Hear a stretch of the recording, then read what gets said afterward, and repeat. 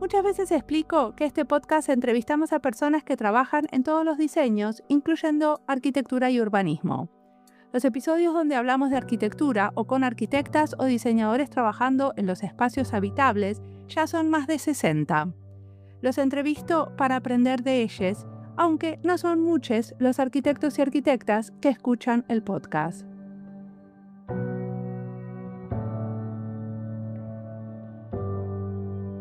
Creo en el diálogo entre diseñadores y con los que no estudiaron diseño, pero lo practican. Creo que tenemos que ser más abiertos a entender las prácticas de los y las demás. Sin embargo, me pasa cada vez más que escucho decir que como este podcast, que se dedica mucho al diseño estratégico de servicios o de políticas públicas, no es de interés para los diseñadores con prácticas más tradicionales. En las universidades sí nos escuchan y nos recomiendan porque hay un entendimiento de la práctica proyectual de una manera más transversal. Para la mayoría es más fácil escuchar lo más conocido y aprender de lo que está cerca. Los argentines, por ejemplo, prefieren escuchar a otros de por ahí cerquita y los diseñadores industriales a los que hacen lo mismo. Es natural. Natalia Paola Citaíglo es una arquitecta y doctora en Ciencias Sociales de Argentina. Ella trabaja en la Universidad de Tucumán. Hablamos de desigualdades de género, de trabajo con comunidades y de un servicio de mapas para entender zonas de vulnerabilidad. Mi nombre es Mariana Salgado, esto es Diseño y Diáspora.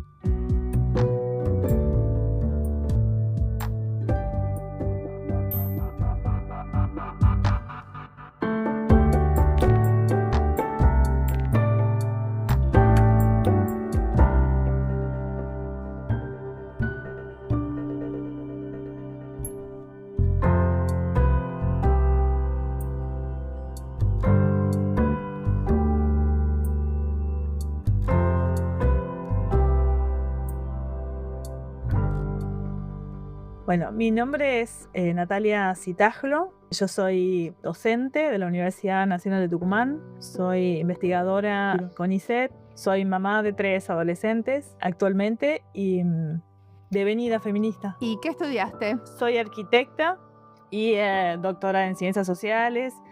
E hice algunas especializaciones en estudio de las mujeres y de género. Vamos a hablar de eso, ¿no?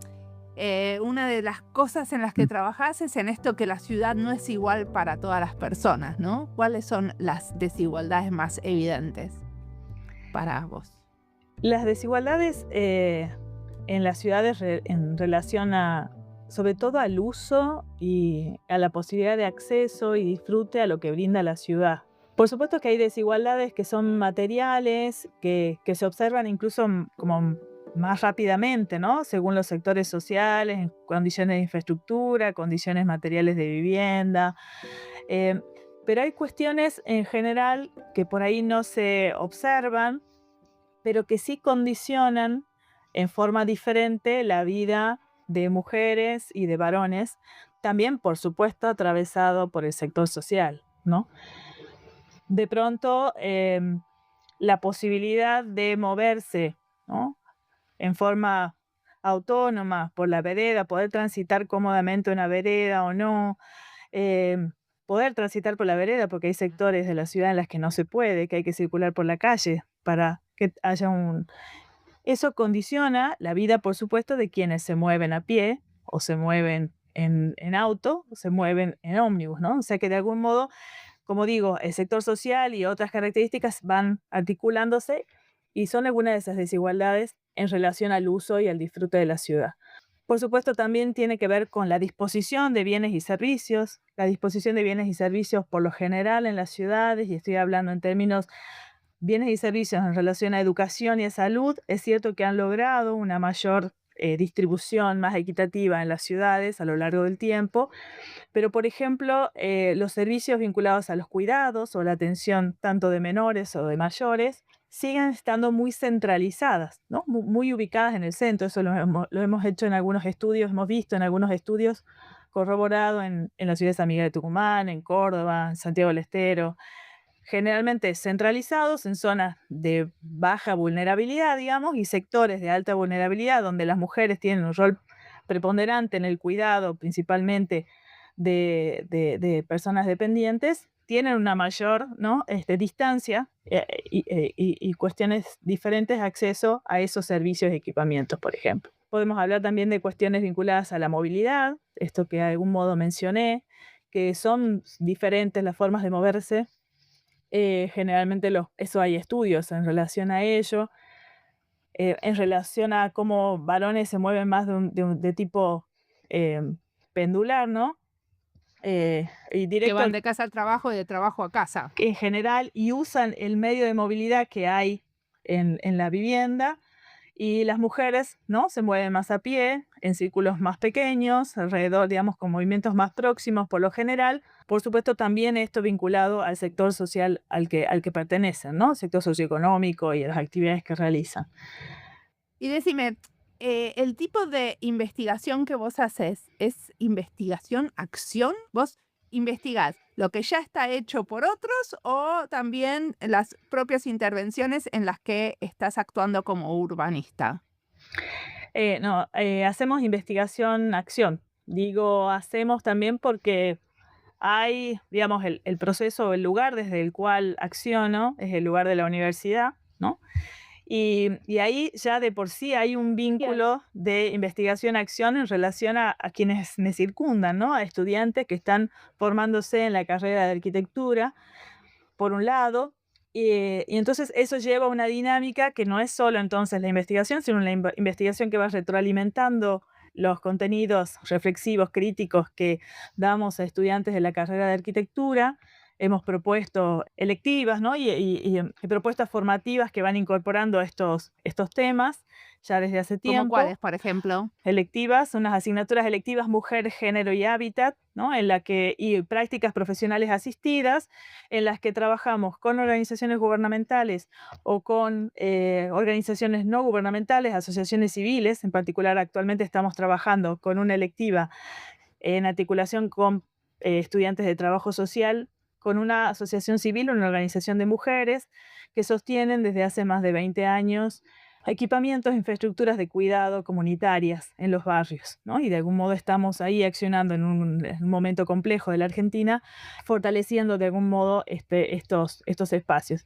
Entonces es investigación-acción, porque así como en este caso con la organización civil, implica tanto eso, un saber que se va construyendo, ¿no? Junto con la organización, y algunos aportes que en determinados puntos podemos ir haciendo para su fortalecimiento y las acciones que realiza, o aquellas que realizamos en general vinculadas a municipios, al accionar de municipios. Hemos trabajado mucho también en relación a electivas, a estas electivas, la de Mujer, Género y Hábitat, y a prácticas profesionales asistidas con el municipio de Tafí Viejo, que es un municipio de acá de Tucumán, con el que hicimos algunas prácticas en relación a la violencia urbana, ¿no? Y algunos dispositivos contribuimos a una acción municipal con información sistematizada, con algunas propuestas y pautas para una utilización del espacio público sin violencia, ¿no? Vinculadas al Ay, ¿me tema. lo contás cómo fue ese caso? ¿Podemos Te ir puedo y contar. como desmenuzarlo un poquito? Primero es el municipio el que se acerca a ustedes. Sí, en ese caso, en el año 2018, el municipio, hay un área del municipio que era el área de género y el área de derechos humanos que se acerca, había visto nuestros trabajos, lo que veníamos desarrollando, y se acerca para solicitar eso, principalmente un apoyo, un aporte en la construcción de información sustantiva que les permitiera argumentar respecto de una intención que tenían de fortalecer dispositivos de acción en la ciudad de prevención del acoso callejero.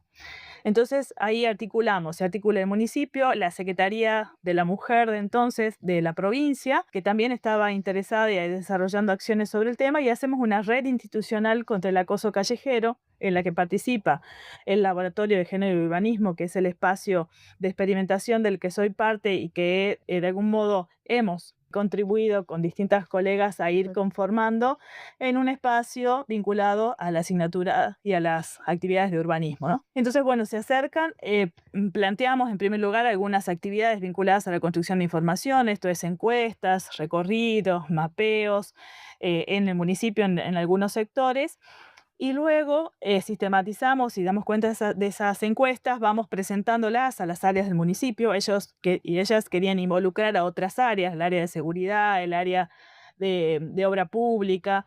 Hicimos ese proceso y luego contribuimos a la instalación. Eso ya fue una política municipal de desarrollar, y no solamente aquí, sino también a partir de otras experiencias internacionales y nacionales, de establecer espacios de resguardo inmediato para víctimas de violencia de acoso callejero y en articulación con la Guardia Urbana. Entonces hemos mapeado y seguido esos dispositivos durante un tiempo, hemos realizado algunas capacitaciones y esto fue justo ahí, 2018, fin de 2018-19, hasta pandemia, y es lo que de algún modo produjo algún corte en un primer momento fue la pandemia, ¿no? Y el aislamiento casi total en un periodo en Argentina al menos. Y bueno, después seguimos de otros modos, ¿no? Con el tema de capacitaciones y seguimiento de esos dispositivos, pero de algún modo se corrió un poco el eje de esa experiencia. Pero fue una experiencia muy rica en el sentido del intercambio en el accionar del municipio también.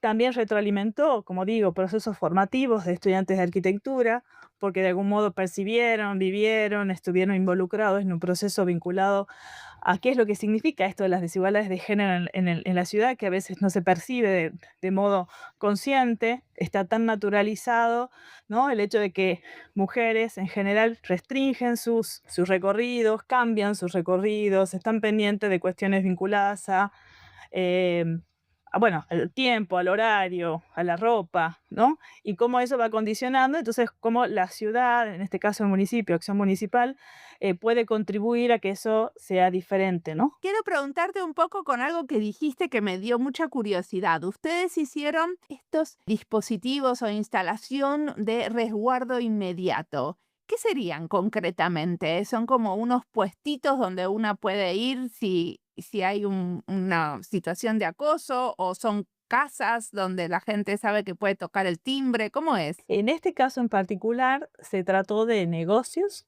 kioscos, negocios de ropa, comercios en términos generales, más pequeños o más grandes, que acordaban Ya. ser espacios de resguardo inmediato. Había una política municipal de exención de algunos impuestos, ¿no? Con esta contraprestación que era, ¿no? Alojar a las personas y articular con la Guardia Urbana, que también tenía unos procesos de capacitación respecto a la atención o a la primer espacio de contención, ¿no? Porque ahí hay que actuar de determinado modo. Entonces, todo eso tanto fueron capacitadas las personas de los negocios como las personas de la Guardia Municipal para actuar en relación a eso. Y esto un poco remite a otras experiencias. En Canadá, esto que decís del involucramiento de la comunidad y de las viviendas, también fue desarrollado, no fue este caso, que ha sido específicamente con comercios, con negocios ubicados y de algún modo definiendo como trayectos más seguros, ¿no? O por lo menos definiendo dentro de trayectos seguros que a lo largo de esos trayectos, de esas calles, estos recorridos, sabías que podías contar con determinados dispositivos. Y un poco esto responde a lo planteado allá lejos y hace tiempo por Jane Jacobs en la década de 70, que habla de los ojos de la calle, ¿no? Muchas veces las respuestas en términos de seguridad tiene que ver con mayor control en términos de cámara y policía, ¿no? Como dispositivos de seguridad. Y en este caso se apostaba más a los ojos de la calle, en este caso comercios, ¿no? En otros casos más ampliado a la comunidad, que actúen en relación a la sensación de seguridad y la atención a hechos específicos de violencia. Y después estos trayectos, ¿cómo te enterabas? Si yo soy una mujer que vivo en Tafí, ¿cómo me entero que existe este trayecto? En este caso, como en la municipalidad tenía además dispositivos de comunicación, ella comprometió un poco también ese tema, entonces había un espacio de difusión en relación desde la Secretaría de Género, perdón, en ese momento dirección, ahora es Secretaría, en ese momento era la Dirección de Género y Derechos Humanos, que promocionaba, ¿no? Estos recorridos o estos espacios de resguardo inmediato. Además de estas acciones de capacitación y estando, por ejemplo, en plazas, hicimos algunas acciones también de visibilización. Y por otra parte, también en tema de redes y demás, difusión de eso. Em, Y básicamente eso, con mecanismos de comunicación del municipio. O sea, había como alguna manera, como un autoadhesivo que decía, che, en este lugar podés entrar, es un refugio. Porque me Además, imagino que sí, eso, más allá, o sea, porque si me sí, decís, mira, son todos estos locales, nunca los voy a sí. registrar todo, pero tener... Tenía un autoadhesivo que los identificaba, grande, puesto en el vidrio, o en el lugar más visible que pudieran. Así que en general ese es el modo de identificación.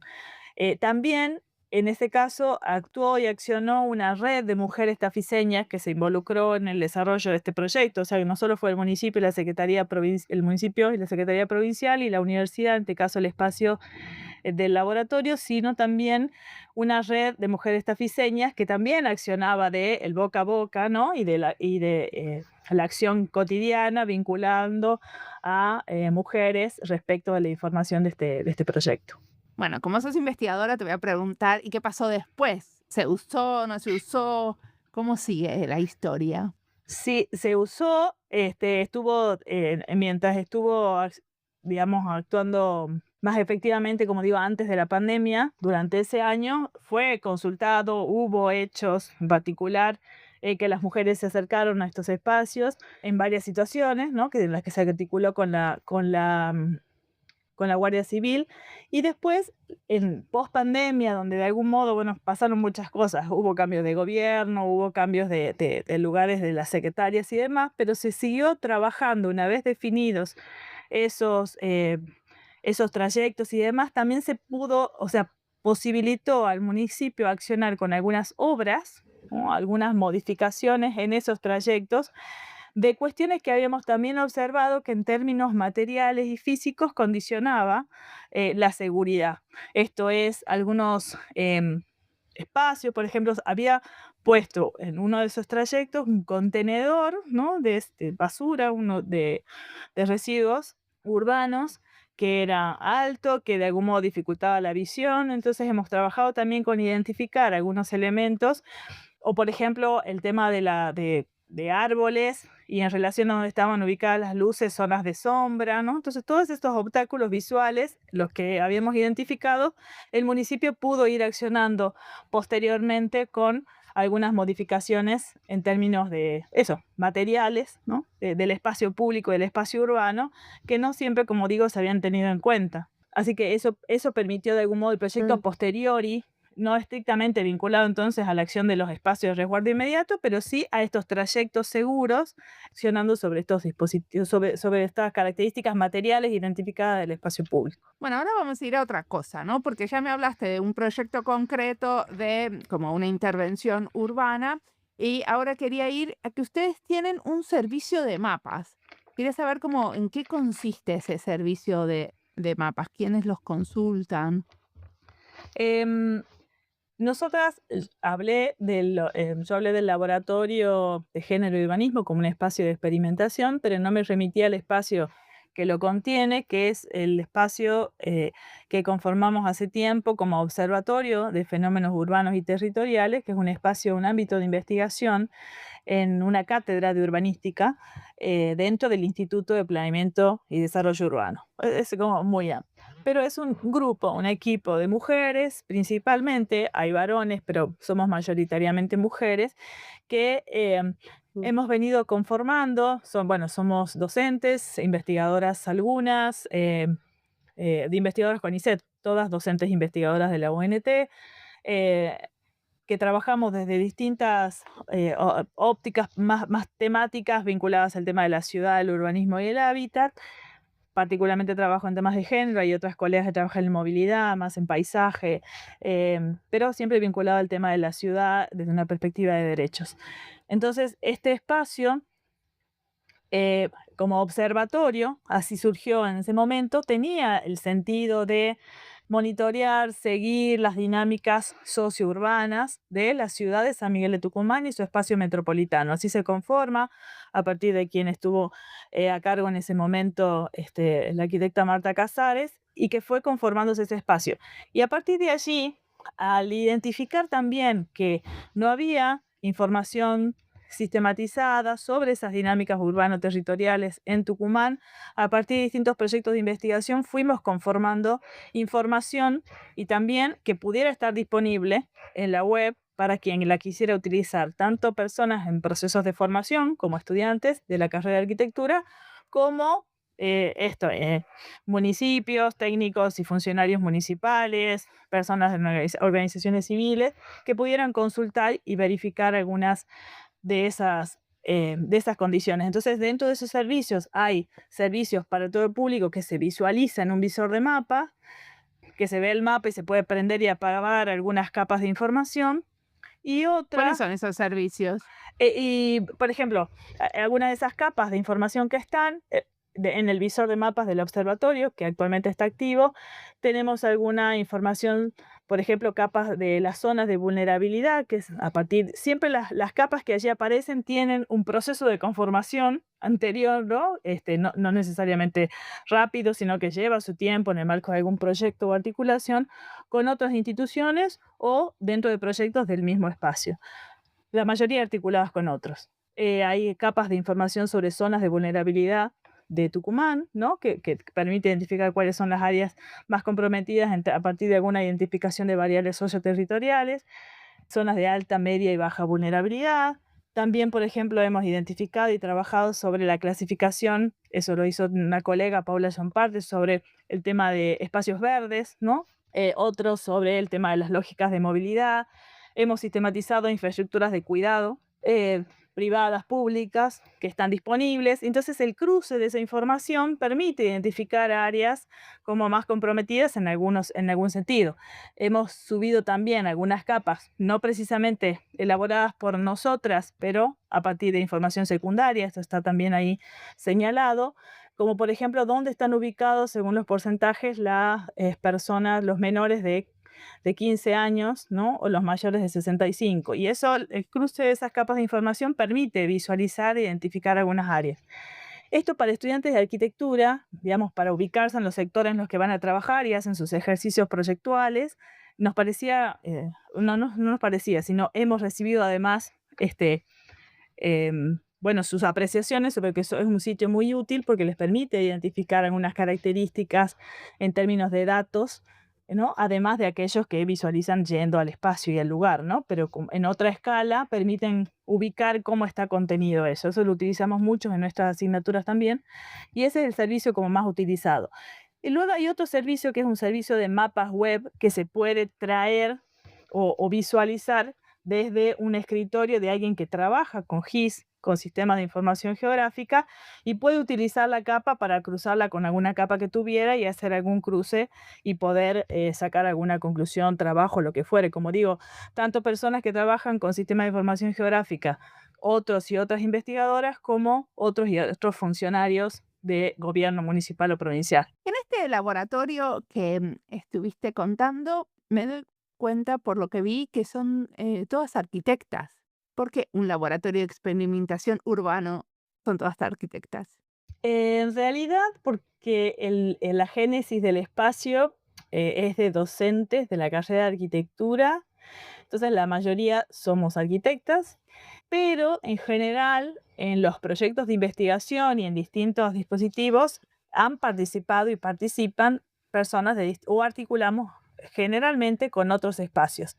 Entonces eso tiene una génesis que tiene que ver con que la mayoría de quienes enseñamos en la Facultad de Arquitectura somos de arquitectura, pero también nos hemos formado en otros espacios. La mayoría de quienes estamos por allí hemos concluido el doctorado en Ciencias Sociales, y entonces eso nos ha llevado a articularnos con otras personas del área de Ciencias Sociales, del mismo Tucumán y de otras provincias, e incluso a nivel regional. Pero, por ejemplo, hemos contado hasta el año pasado con un abogado que estaba desarrollando su tesis doctoral allí, entonces ha participado en los procesos y los proyectos en los que hemos trabajado, y, como digo, articulamos en general con trabajadores y trabajadoras sociales, abogados y abogadas, gente que está vinculada al área como a ciencias agronómicas, sería vinculada al tema o biólogas o biólogos en relación al tema de paisaje. Entonces, en general, si bien es un espacio que está principalmente conformado, Y esto de los laboratorios, solo para explicar un poquito, yo contaba que el observatorio era un espacio que había nacido con la necesidad, ¿no?, de dar cuenta y de seguir los procesos y dinámicas socioterritoriales de la ciudad y la metrópolis de Tucumán. Pero después, esta cuestión de la demanda de la investigación-acción y la imposibilidad de observar solamente, sino como de la necesidad de participar de esos procesos socioterritoriales de otro modo, nos llevó a como a ir consolidando estos espacios que le llamamos laboratorios de experimentación temática, porque tienen un sentido de traer las experiencias, ¿no? Experiencias concretas, trabajos más en territorio. Entonces, hemos como devenido en estos, y no solo está el laboratorio de género y urbanismo, que es el que coordino, sino que hay un laboratorio de ambiente y paisaje que pone énfasis en otros procesos. Está ahí como en génesis, pero se viene trabajando fuerte también en movilidad, ¿no? Porque hay como distintas cuestiones para trabajar desde ese lugar. Entonces, La movilidad teniendo en cuenta el género. la movilidad teniendo en cuenta el género, la movilidad principalmente porque quienes están trabajando ahí han hecho procesos en donde han visto particularmente desigualdades de género, y desde ahí la movilidad cotidiana, ¿no?, aparece como un tema no siempre atendido y necesario, donde involucra principalmente diferencias de género y en particular a mujeres.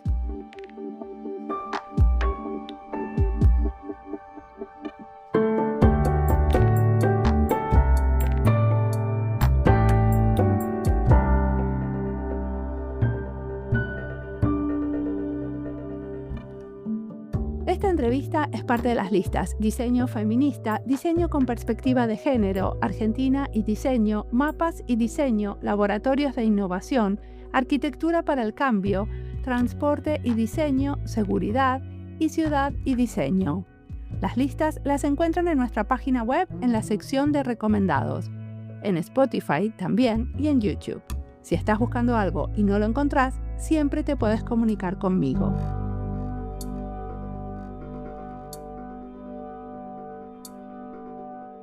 Sobre desigualdades materiales e inmateriales en la ciudad hablamos en otros episodios. En varios se tuvo en cuenta a los niños a la hora de diseñar la ciudad.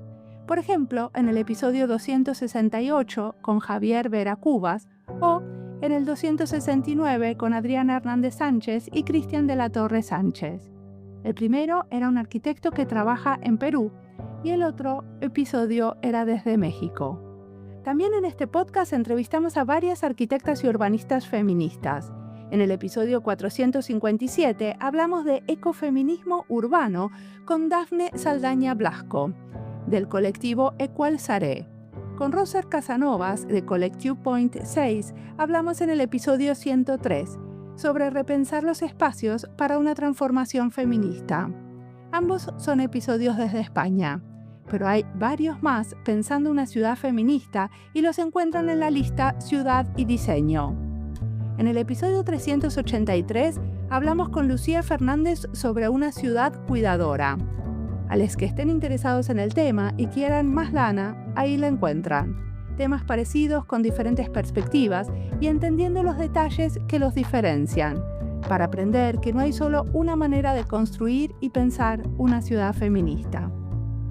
Ahora sigamos escuchando a Natalia, que tiene muchísimo más para contarnos.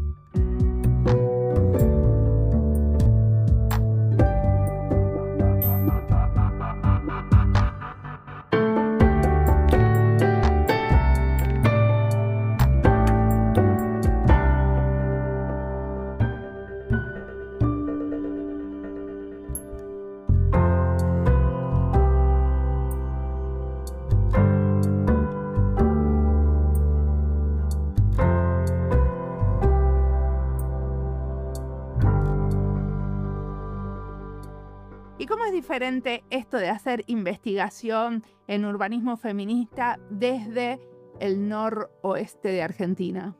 Debo decir que el 2020 de algún modo ha provocado muchos cambios en relación a la posibilidad de la interacción y la construcción de consolidación de redes, no solo a nivel nacional, sino a nivel digamos, regional, ¿no? Y a nivel mundial. Yo en 2003-2004 tuve la posibilidad de cursar una beca en España, estuve en Madrid durante un año con Inés Sánchez de Madariaga, que es una referente también en términos urbanos y de género por allá por España y a nivel mundial, y del urbanismo.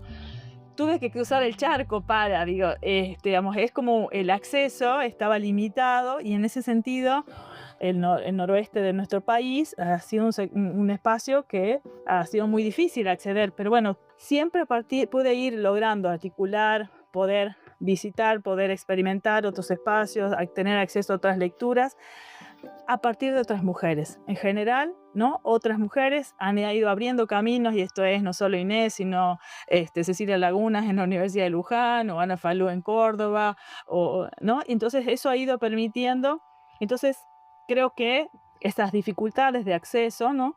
Han sido siempre, en general, en aquel momento, salvadas por otras mujeres que habilitaron y abrieron caminos. Y después del 2020, el tema de la posibilidad de interacción a partir de las TICs, yo digo que ha sido masivo a partir de ahí, porque si bien antes usábamos el mail, los Meet empezaban a salir, creo que la pandemia nos colocó en otro mundo de interacciones y que eso facilitó o de algún modo contribuyó a consolidar esas redes de articulación. Así que si bien ha sido difícil, digamos, quizás más largo algunos procesos, han sido facilitados siempre por otras redes de mujeres, y esa acción colectiva ha sido indispensable para poder trabajar, ¿no? Para poder comparar, para poder conocer. Perfecto. ¿Y de qué te nutrís? ¿Qué quieres recomendar? ¿Qué libros? ¿Qué estás escuchando? ¿Qué estás mirando? Bueno, hay como a lo largo en América Latina, en los últimos 40 años, hay como mucha referencia en América Latina y en Argentina que se ha construido sobre estos temas. Em, las publicaciones de Ana Falú y SICSA, que es una coalición, un centro internacional de servicios que sostiene desde hace mucho tiempo, creo que hace 40 años ya, o la Red Mujer y Hábitat, producciones, documentos, ¿no? Trabajos desde que cruzan estos temas, género, hábitat, ciudad, en América Latina.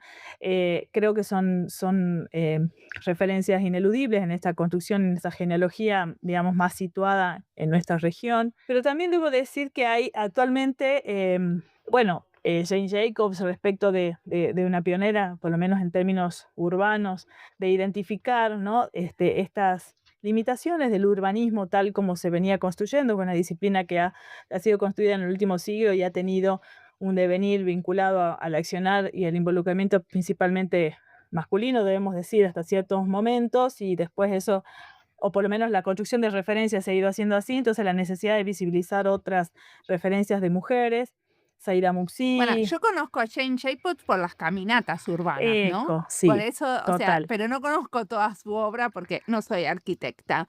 O sea, ¿qué otras cosas de Jane Jacobs podemos, supongo que hay mucho para leer sobre las caminatas que ella organizaba para ver la ciudad desde la cotidianidad, ¿no? De una ciudad. Sí, ella además de esa, bueno, yo creo que ahí hay una cuestión, también hay un mensaje, o sea, la ciudad se conoce, ¿no? A partir de esos dispositivos y de esas acciones, pero también ella trabaja mucho sobre lo que incluso hoy se está recuperando bastante más, que tiene que ver con la mixtura de usos de la ciudad. Porque en general las ciudades tienden por una lógica más asociada a la lógica económica y de mercado, que marca la conformación de las ciudades, ¿no?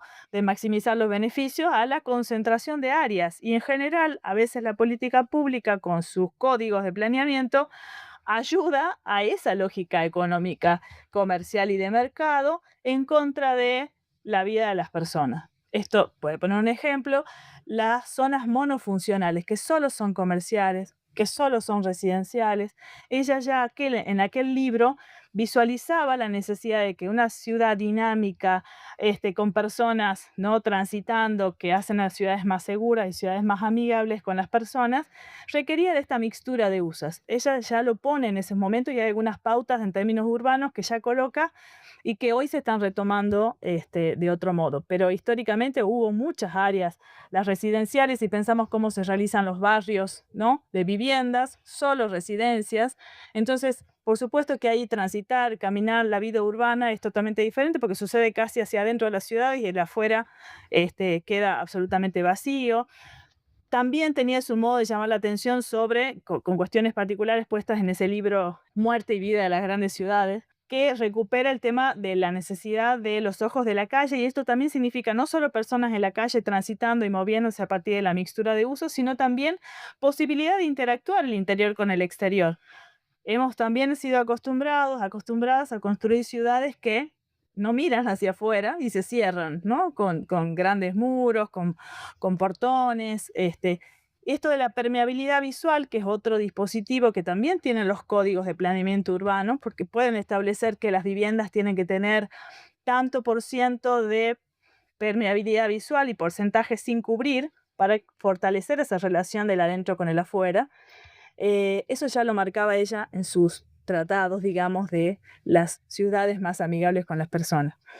Y esto lo han continuado, por supuesto, con otras referencias, algunas de las personas que he ido nombrando ahora. Sí debo como mencionar también actualmente, que me está interpelando mucho en términos personales, como otras miradas en relación a, porque durante toda un poco la trayectoria que he venido siguiendo, he mirado mucho esta relación mujeres-ciudad, ¿no?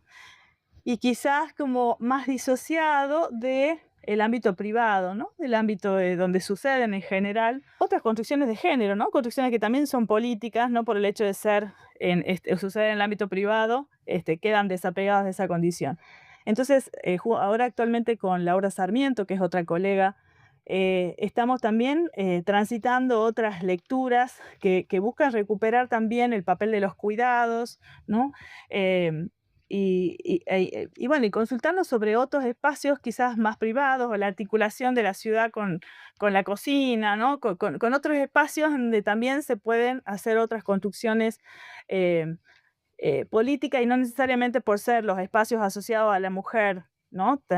Tradicionalmente, como los espacios de la actividad esa doméstica, no son espacios fuertemente políticos y donde se van conformando otras formas de ser y de estar en la ciudad, ¿no? Así que, bueno, estamos como A transitando ver, ¿me lo explicas un poco más, más fácil para mí, que no lo entiendo? Porque vos me hablas de que cómo se articulan las cocinas con el afuera de la ciudad. Y yo lo único que se me ocurre es una olla popular donde alguien pone una olla y le sirve comida a los que necesitan y quieren comer de ese guiso que se hizo en conjunto. Pero quizás hay otras maneras de pensar la cocina y el afuera. creo que tiene que ver con, porque durante mucho tiempo la acción feminista vinculada al tema de las ciudades, ¿no? Del hábitat y demás, puso mucho énfasis en cómo contribuir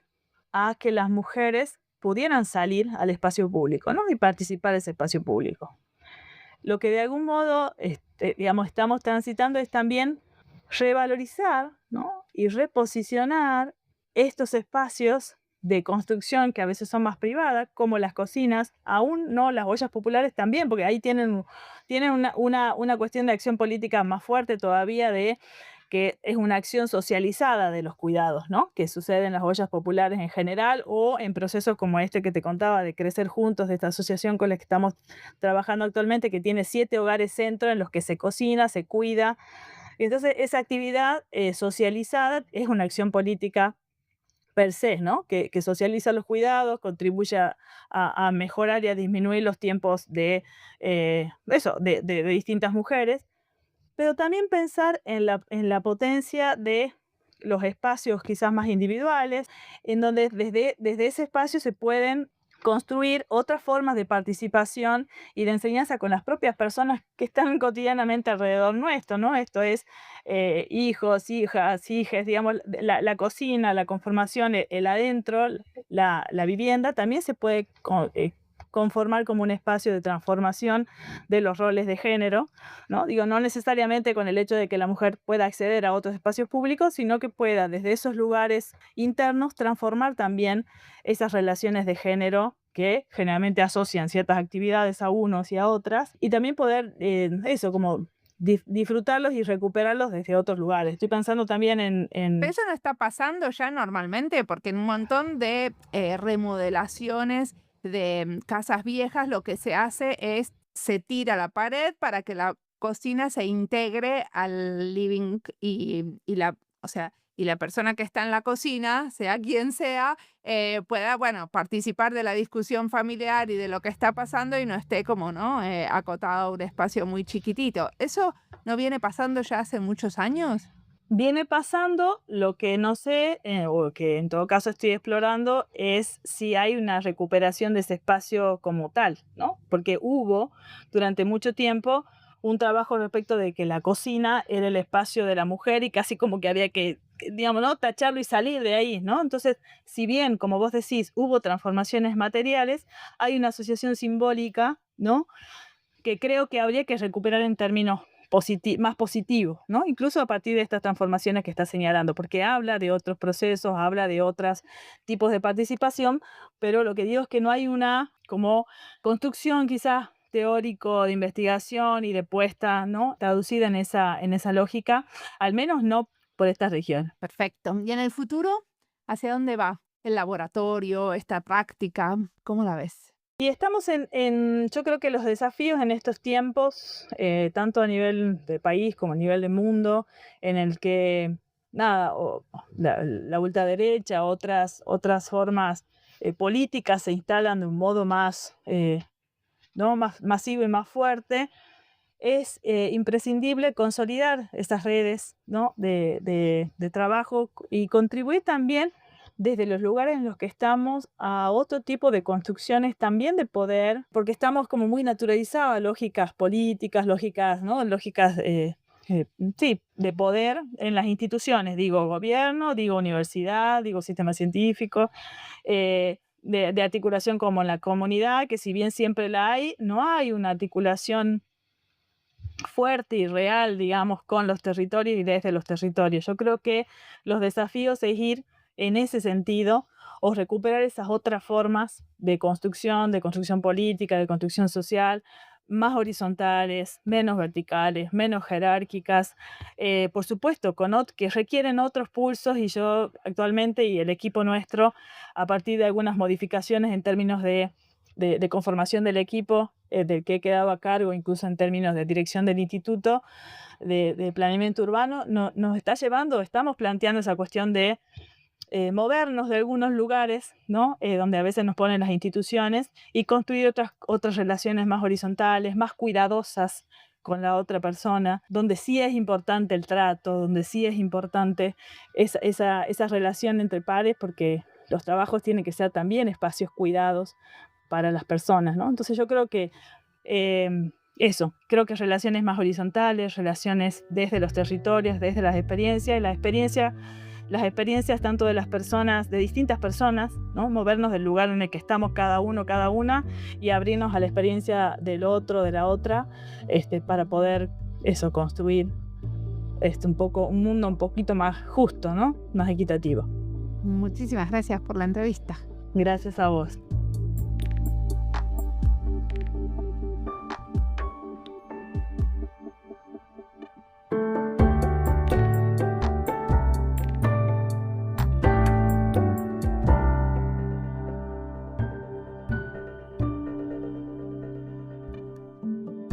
Natalia dice hacia el final que necesitamos consolidar redes de trabajo, recuperar formas más horizontales de colaborar y articularnos con los territorios y las comunidades. Con este podcast queremos ampliar las redes de colaboración y solidaridad entre diseñadores de sus diferentes disciplinas, trabajando en investigación-acción o en investigación a través del diseño. Por eso, damos el micrófono a los que están aportando en el área, cruzando fronteras disciplinares y territoriales. En tiempos donde los vientos políticos soplan en contra, coincidimos con Natalia que consolidar las redes es el foco. Si escuchamos con atención a lesotres, les que están en otros territorios haciendo un trabajo de diseño comprometido con comunidades vulnerables, aprendemos sobre nosotros también. Entendemos las diferencias y lo que nos aúna. Codiseñamos. Como siempre, la música del podcast es de Antonio Zimmerman, el diseño de sonido es de Andy Fechi. Este podcast está publicado con licencia creativa común con atribuciones. Esto fue Diseño y Diáspora. Pueden seguirnos en nuestras redes sociales en YouTube, Instagram, LinkedIn y Blue Sky o visitar nuestra página web diseñoydiaspora.org. No olviden recomendarnos y recomendar nuestros libros. Nos escuchamos en la próxima.